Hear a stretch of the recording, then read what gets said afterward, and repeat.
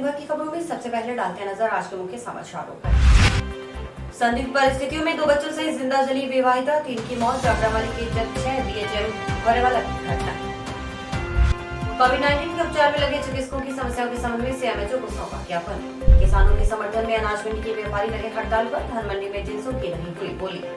नशे का सेवन मोहसितों को बुलाना है, पुलिस विभाग ने लगाया नशा मुक्त भारत अभियान के तहत नशा मुक्ति केंद्र में शिविर। अब खबरें विस्तार से। केंद्र सरकार द्वारा पास किए गए तीनों कृषि बिलों का शुरुआत में व्यापारियों ने विरोध किया। व्यापारियों ने किसानों को उनके बारे में बताया। व्यापारियों की सीख लेकर किसान सरकार का विरोध दिल्ली जाकर कर रहे हैं। वहीं धान के सीजन में चुप बैठे व्यापारियों ने भी आंदोलन में भाग लेने का निर्णय लिया है। ऐसे में शुक्रवार को जिला मुख्यालय की अनाज मंडियों के व्यापारी भी हड़ताल पर रहे। एकता जिंदाबाद जिंदाबाद जिंदाबाद, हमारी एकता जिंदाबाद जिंदाबाद जिंदाबाद, इंकलाब जिंदाबाद जिंदाबाद जिंदाबाद, इंकलाब जिंदाबाद जिंदाबाद जिंदाबाद। चाहे कोई मजबूरी हो, हमारी मांगे चाहे कोई मजबूरी हो, हमारी मांगे पूरी हो, चाहे कोई मजबूरी हो, हमारी मांगे पूरी हो। इंकलाब जिंदाबाद इंकलाब जिंदाबाद, किसान एकता जिंदाबाद। मोदी सरकार होश में आओ, मोदी सरकार होश में आओ, मोदी सरकार होश में आओ, होश में आओ, होश में आओ। इंकलाब जिंदाबाद जिंदाबाद जिंदाबाद, किसान मजदूर व्यापारी एकता जिंदाबाद जिंदाबाद जिंदाबाद, किसान मजदूर व्यापारी एकता जिंदाबाद जिंदाबाद जिंदाबाद, चाहे कोई मजबूरी। इस दौरान किसान मंडी में किसी भी प्रकार की फसल की बोली नहीं हो पाएगी। टाउन जिला खाद्य व्यापार संघ के जिला सचिव अजय सराफ ने बताया कि सरकार ने किसानों व व्यापारी विरोधी कानून बनाया है। व्यापार संघ शुरू से इसका विरोध कर रहा है। शुक्रवार को धान मंडी में धान, कपास सहित अन्य फसलों की खरीद नहीं हुई। उनका कहना है कि फिलहाल तो व्यापारियों की एक दिन की हड़ताल है। सरकार ने उनकी मांगे नहीं मानी तो हड़ताल को और लंबा भी चला सकते हैं। आज सारी मंडी हमारी बंद है, कोई बोली वगैरह नहीं हुई। जिला खाद्य व्यापार संघ हनुमानगढ़ के ने जो किसान दिल्ली गए हैं, धरना दिया है, जो देश के अंदरता है, उनको जो परेशानियाँ हो रही है, जो संघर्ष कर रहे हैं, उसके समर्थन में जिला व्यापार संघ हनुमानगढ़ भी उनका समर्थन कर रहा है। पूरी जिले की कोई भी मंडियों के अंदर बोली नहीं हो रही, कोई भी कामकाज नहीं हो रहा। तो केंद्र सरकार से किसान, व्यापारी, मजदूर वर्ग सबकी एक ही निवेदन है कि ये जो विधेयक पास किया है, इसको किसान विरोधी है, व्यापारी विरोधी है, मजदूर विरोधी है, इसको वापस लिया जाएगा। और जब तक ये वापस नहीं लिया जाएगा तो व्यापारी अन्नदाताओं के साथ मिलके, मजदूर भाइयों के साथ मिलकर संघर्ष करते रहेंगे। ये जो आज व्यापार मंडल हनुमानगढ़ की हड़ताल है और किसान आंदोलन में जो किसान आज दिल्ली में हड़ताल करे हुए बैठे हैं, 5-7 दिन से लगातार रात्रि को ठंड भी झेल रहे हैं और इतनी सर्दी में वहाँ बैठे हैं और सरकार की तरफ से उनकी तरफ कोई भी ध्यान नहीं दिया जा रहा है। इस मुद्दे को लेकर आज हनुमानगढ़ व्यापार संघ ने व्यापार अपना बंद रखा है और व्यापार पूर्णतः बंद है। जब तक ये कानून सरकार के द्वारा वापस नहीं लिए जाएंगे, हनुमानगढ़ के व्यापारी भी उनका समर्थन समय समय पर करते रहेंगे। इसमें एक मेन मुद्दा व्यापारियों के लिए ये भी है कि हनुमानगढ़ जो मंडी यार्ड है राजस्थान में कहीं भी, उसके अंदर सरकार के द्वारा टैक्स लगाया हुआ है। यदि कोई माल जमींदार लाता है तो पक्के आड़ते वो टैक्स लगता है और आड़ते को वो टैक्स देना पड़ता है। यदि मंडी यार्ड से बाहर माल खरीदा जाए तो उस पर टैक्स नहीं है। तो इससे व्यापारी मंडी यार्ड में माल न खरीद कर बाहरी माल खरीद रहे हैं। इससे व्यापारियों को लॉस है और व्यापारी इस नाते भी किसानों को अपना समर्थन दे रहे हैं। पीलीबंगा पुलिस थाना क्षेत्र के गांव जाफरावाली के चक 6 बीएचएम धोरीवाला में एक विवाहिता और उसके 2 बच्चों की संदिग्ध परिस्थितियों में जिंदा जलने से दर्दनाक मौत हो गई। रात को बड़े आराम से घर में अपने बच्चों के साथ सोई विवाहिता को पता ही नहीं था कि आज रात घर ही उनके लिए मरघट साबित होगा। मकान में अज्ञात कारणों से आग लगने से 2 बच्चों सहित मां की जलने व दम घुटने से मौत हो गई। गुरुवार रात करीब 12:30 बजे आग लगने की घटना हुई। आग से हजारों रुपयों का घरेलू सामान भी जलकर खाक हो गया। हालांकि मृतका के ससुराल पक्ष के लोगों ने शॉर्ट सर्किट होने से आग लगने की घटना होने की बात कही, लेकिन पीहर पक्ष ने ससुराल वालों पर जानबूझकर घर में आग लगाने का आरोप लगाया है। इस कारण शुक्रवार दोपहर तक तीनों शवों का पोस्टमार्टम नहीं हो पाया था। गांव में पुलिस की मौजूदगी में मृतका विवाहिता के पीहर और ससुराल पक्ष के लोगों में वार्ता चल रही थी। तीनों शव हनुमानगढ़ टाउन स्थित राजकीय जिला चिकित्सालय के मॉर्चरी कक्ष में रखे हुए थे। उधर घटना के बाद शुक्रवार को जिला पुलिस अधीक्षक राशि डोगरा डूडी ने घटनास्थल पर पहुंच मौका मुआयना किया। जानकारी के अनुसार 6 BHM धोरेवाला निवासी सीताराम नायक गुरुवार रात को किसी के खेत में पानी लगाने गया हुआ था। उसके पीछे घर में उसके माता पिता तथा पत्नी व 2 बच्चे थे। सीताराम की पत्नी उर्मिला, पुत्री रेखा व पुत्र आयुष भोजन कर कमरे में सो गए, जबकि उसके पिता कृष्णलाल नायक व माता दूसरे कमरे में सो रहे थे। रात को करीब 12:30 बजे कमरे से धुआं व लपटें उठती देख पड़ोसियों को पता चला। इसके बाद मोहल्ले में कुछ लोग जग गए। कमरे का गेट तोड़कर खोला तो भीतर उर्मिला, उसकी पुत्री रेखा और पुत्र आयुष अचेत अवस्था में थे। उन्हें तत्काल निजी वाहन से जिला अस्पताल लाया गया। वहां उर्मिला व आयुष को मृत घोषित कर दिया गया, जबकि रेखा को बीकानेर रेफर किया गया, मगर रास्ते में लून कर्णसर के पास रेखा ने भी दम तोड़ दिया। सीताराम की 3 पुत्रियां व 1 पुत्र था। उसकी 2 पुत्रियां ज्योति व हिमांशी अपने ननिहाल में रहती हैं। घटना की सूचना मिलने पर जाखड़ावाली चौकी पुलिस मौके पर पहुंची। रात्रि को ही तीनों शव हनुमानगढ़ टाउन स्थित जिला अस्पताल के मॉर्चरी कक्ष में रखवाए गए।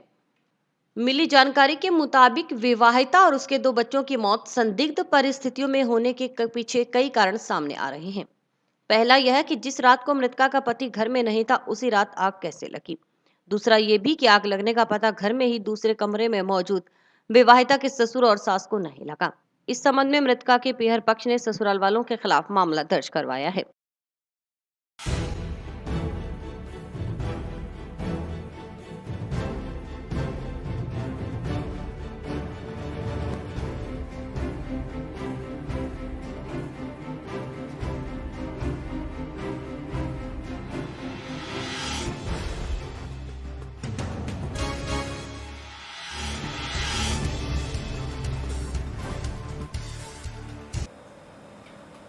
कोरोना से बचाव के लिए चलाए जा रहे नो मास्क नो एंट्री अभियान के तहत हनुमानगढ़ नगर परिषद के स्वच्छता सैनिक प्रदेश भर में अव्वल हैं। इसको लेकर जारी की गई रैंकिंग में टॉप 12 में परिषद के 3 कर्मचारियों ने जगह बनाई है। स्काई चैनल पर देखिए रिपोर्टर प्रदीप पाल की खास रिपोर्ट। खास बात है कि परिषद के स्वच्छता हल का इंचार्ज ओम प्रकाश ने तो पूरे प्रदेश में प्रथम रैंकिंग हासिल की है। इस तरह से मास्क वितरण अभियान में परिषद कर्मचारियों के प्रयास से स्वायत्त शासन विभाग ने भी सराहा है। राज्य स्तर की रैंकिंग में हनुमानगढ़ नगर परिषद के स्वच्छता हल का इंचार्ज ओम प्रकाश ने सर्वाधिक 4166 मास्क वितरण कर प्रथम रैंकिंग हासिल की है। इसी तरह परिषद के ही कर्मचारी दयाराम ने अब तक 2945 मास्क वितरित कर 6ठे स्थान पर हैं। वहीं स्वच्छता हल का इंचार्ज विनोद कंडा 2445 मास्क वितरण करते हुए रैंकिंग में 12वें स्थान पर हैं। बता दें कि परिषद की ओर से अब तक 30,000 से अधिक मास्क वितरित किए जा चुके हैं। इसमें आयुक्त पूजा शर्मा, एक्सीएन सुभाष बंसल, स्वच्छता निरीक्षक प्रेमलता पुरी, जगदीश सिराव आदि पूरी टीम के साथ शहर में रोजाना मास्क वितरण कर रहे हैं। इसमें हाल ही में मतदान दलों में शामिल कर्मचारियों को मास्क वितरित किए गए हैं। वहीं सामाजिक संस्थाओं के सहयोग से भी परिषद की ओर से मास्क वितरित करवाए जा रहे हैं। एक्सीएन सुभाष बंसल का कहना है कि स्वच्छता कर्मचारी कोविड जागरूकता अभियान में बेहतर काम कर रहे हैं। शहर को साफ सुथरा रखने के साथ ही लोगों को महामारी से बचाने में भी अहम भूमिका निभा रहे हैं। यह परिषद के लिए गर्व की बात है। प्रदेश में मास्क वितरण में हनुमानगढ़ सबसे आगे है। ऐसे में लोगों को भी परिषद कर्मियों का सहयोग करते हुए कोविड गाइडलाइन की पालना करते हुए मास्क पहनने और सोशल डिस्टेंसिंग के प्रति जागरूक होना चाहिए ताकि कोरोना को हराया जा सके।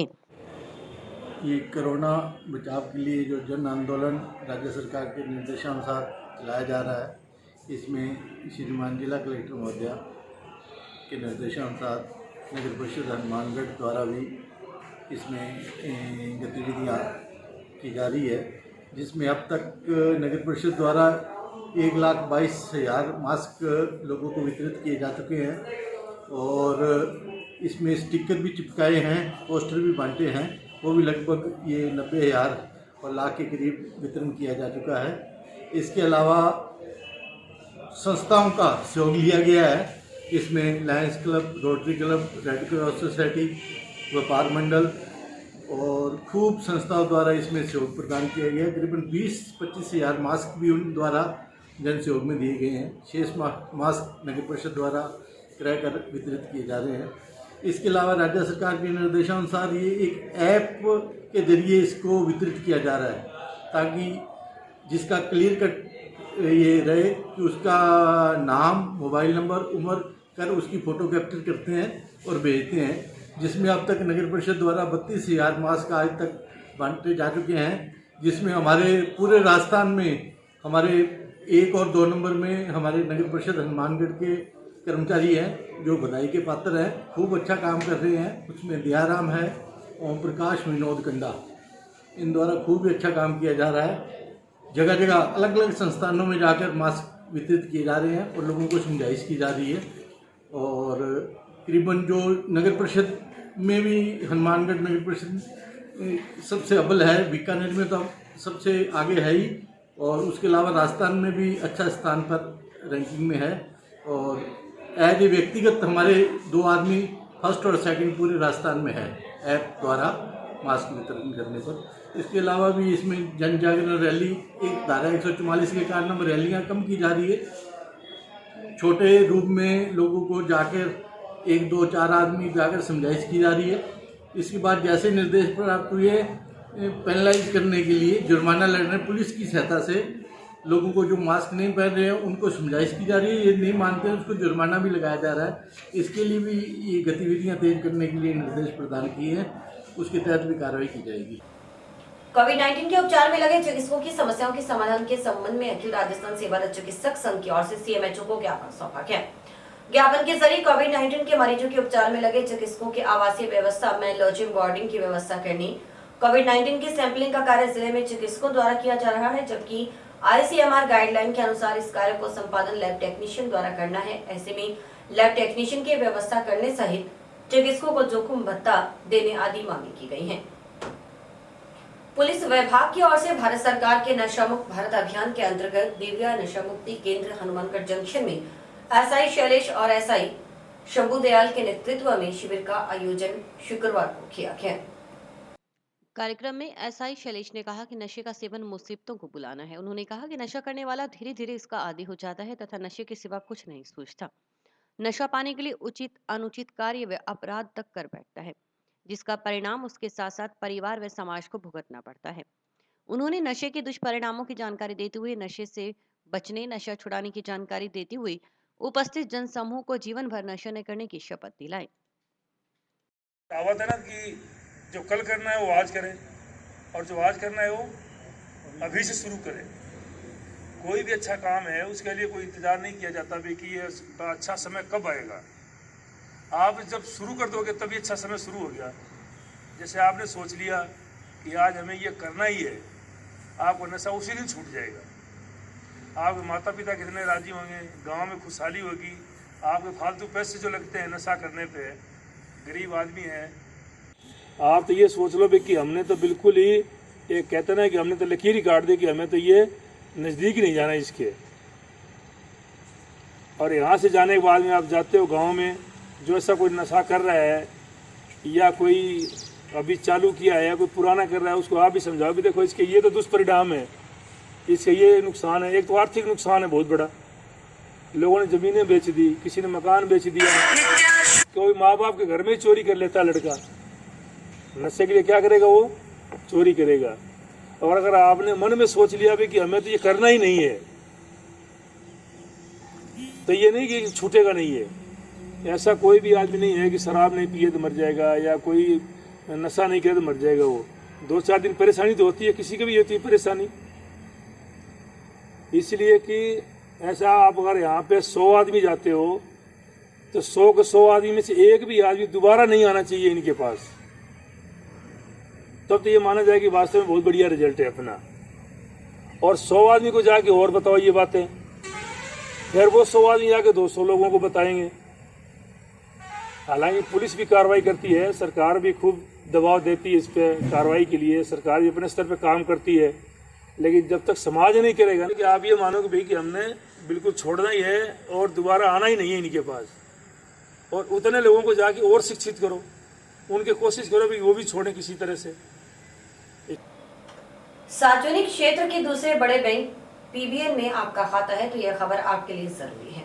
बैंक के ग्राहक अब एटीएम कार्ड के जरिए रात 8 बजे से सुबह 8 बजे तक 10,000 या इससे ज्यादा राशि निकालते हैं तो ओटीपी डालना अनिवार्य होगा। यह ओटीपी ग्राहक के रजिस्टर्ड मोबाइल नंबर पर ही आएगा। यह नियम लागू हो गया है। स्काई चैनल पर देखिए विशेष रिपोर्ट। रात में पैसे निकालने हो तो मोबाइल जरूर साथ ले जाएं। जी हां, बैंक अधिकारियों ने कहा कि 1 दिसंबर 2020 से रात 8 बजे से लेकर सुबह 8 बजे के बीच एक बार में 10,000 रुपए से ज्यादा की कैश निकासी पर अब ओटीपी अनिवार्य रूप से शेयर करना होगा। इसलिए ग्राहक अपने उस मोबाइल नंबर के साथ लेकर जाएं जिसका नंबर बैंक खाते से लिंक किया गया है। रात में पैसे निकालने वाले ग्राहकों के लिए पीएनबी ने बताया कि उन्हें इन स्टेपों को फॉलो करना होगा। पीएनबी एटीएम में जाकर कार्ड स्लॉट में अपना डेबिट एटीएम कार्ड डालें। कैश निकालने के लिए जरूरी डिटेल्स डालें। एक बार में 10,000 रुपए से ज्यादा धनराशि निकालने के लिए ग्राहक को एटीएम में अमाउंट एंटर करने के बाद बैंक के साथ पहले से रजिस्टर्ड मोबाइल नंबर पर एक ओटीपी आएगा। इसके साथ ही एटीएम स्क्रीन पर ओटीपी एंटर करने के लिए स्क्रीन आ जाएगी। इसमें आपको मोबाइल नंबर पर आए ओटीपी को डालना होगा। ओटीपी एंटर करने के बाद ग्राहक को एटीएम से कैश मिल जाएगा। बैंक अधिकारियों का कहना है कि ओटीपी बेस्ट निकासी पहले के मुकाबले ज्यादा सुरक्षित है। पहले सुनने में आता था कि रास्ते में भी अपराधी तत्व लोगों को पकड़कर एटीएम तक ले जाते थे और पैसे निकाल लेते थे। अब ओटीपी बेस्ट निकासी होने से ऐसा नहीं हो पाएगा। पीएनबी में 1 अप्रैल 2020 से यूनाइटेड बैंक ऑफ इंडिया और ओरिएंटल बैंक ऑफ कॉमर्स को मिला दिया गया है। इसके बाद जो नई एंटिटी अस्तित्व में आई है वह पीएनबी 2.0 नाम दिया गया है। OTP best cash withdrawal PNB 2.0 ATM में ही लागू होगा। इसका मतलब ओटीपी बेस्ट कैश विड्रॉल सुविधा पीएनबी डेबिट एटीएम कार्ड व अन्य बैंक एटीएम से पैसे निकालने पर लागू नहीं होगी।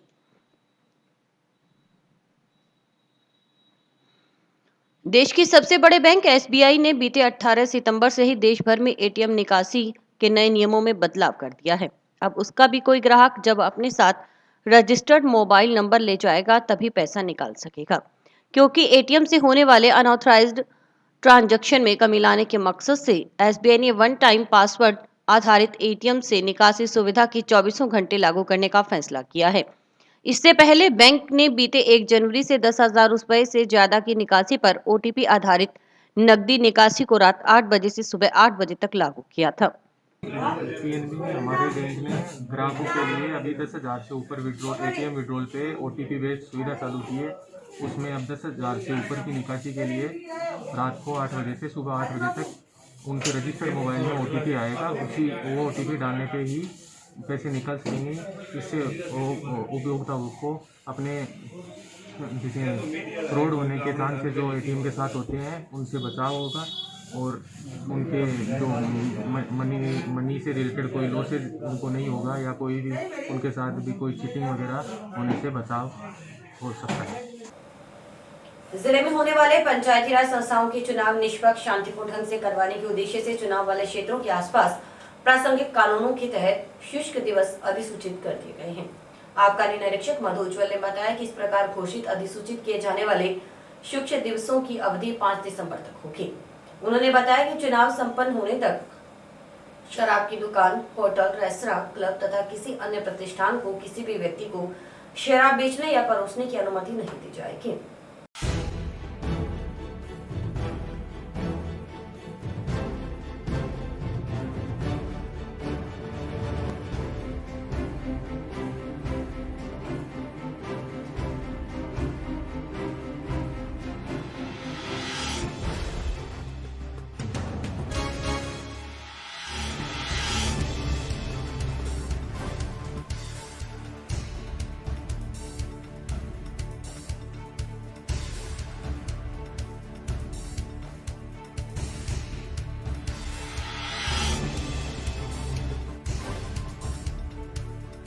चतुर्थ चरण के जो मतदान का प्रोग्राम हनुमानगढ़ में है उसको लेते हुए जिला आबकारी अधिकारी हनुमानगढ़ द्वारा ड्राई डे की पालना के लिए मेरे मधु उज्ज्वल आबकारी निरीक्षक और कैलाश स्वामी जी प्रहराधिकारी उनके नेतृत्व में टीमें गठित की गई हैं, जिसको लेकर के शुष्क दिवस की पालना करवाते हुए सभी दुकानों को सील चिट किया गया है और सभी ठेकेदारों को शुष्क दिवस की कठोरता से पालना करने हेतु पाबंद कर दिया गया है।